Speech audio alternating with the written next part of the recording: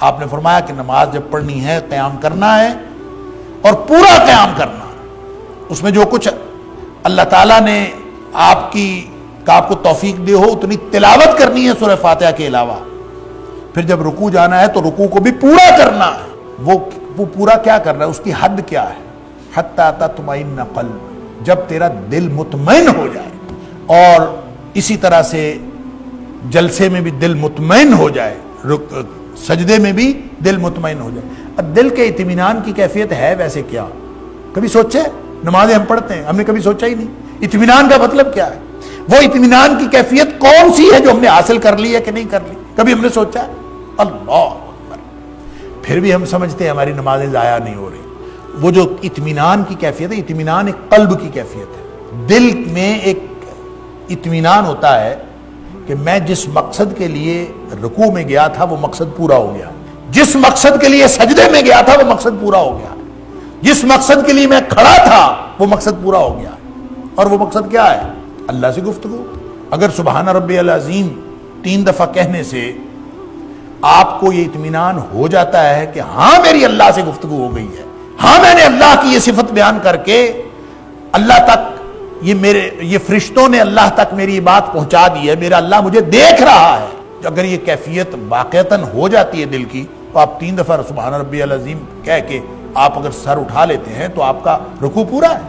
اور اگر کیفیت یہ نہیں ہوئی، اللہ سے ملاقات کا احساس نہیں ہوا، اللہ کے سامنے جھکنے کا احساس نہیں ہوا، اور اس کنیکشن کا احساس ہی کوئی نہیں ہے جو اللہ کے ساتھ ہونا تھا، تو آپ جتنا مرضی قرآن سارے کا سارا پڑھ جائیں نماز میں، آپ سارے یہ سبحان ربی العظیم 3 دفعہ کیا 300 دفعہ بھی پڑھ لیں، پھر فائدہ کوئی نہیں. وہ کیفیت اللہ کے ساتھ. اسی طرح آپ نے سجدے میں جانا ہے، اسی طرح آپ نے یہ اسی طرح جب ساری نماز پڑھی جائے گی کہ اطمینان ہو جائے.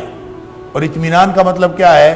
کہ میں آدمی کو ایک قلبی کیفیت حاصل ہوتی ہے کہ ہاں میری اللہ سے بات ہو گئی. سبحان اللہ. آپ سورہ فاتحہ پڑھتے ہیں، آپ کو کیفیت نصیب ہوتی ہے کہ ہاں میری اللہ سے بات ہو. آپ الحمدللہ رب العالمین کہتے ہیں تو آگے سے آواز آتی ہے، حامدنی عبدی، میرے بندے نے میری تعریف بیان کی. سبحان اللہ سبحان اللہ.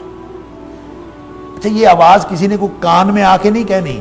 میں اکثر کہتا ہوں کہ کبھی آواز سنی ہے تو بعد میں اسٹوڈنٹس کہتے ہیں ہاں جی ہم نے تو کبھی نہیں سنی.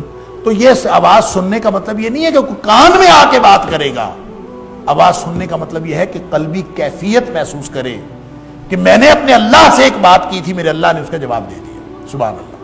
یہ ہے وہ اطمینان جس کو نبی کریم صلی اللہ علیہ وسلم نے اطمینان فرمایا.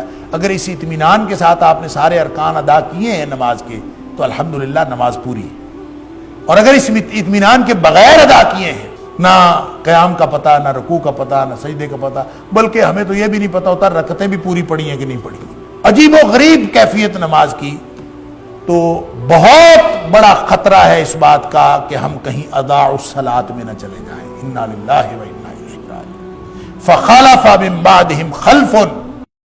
زندگی میری فقط تیری رضا کے واسطے، زندگی میری فقط تیری رضا کے واسطے، اور جان دے دوں میرے پیارے خدا تیرے لیے، اے خدا تیرے لیے، بس اے خدا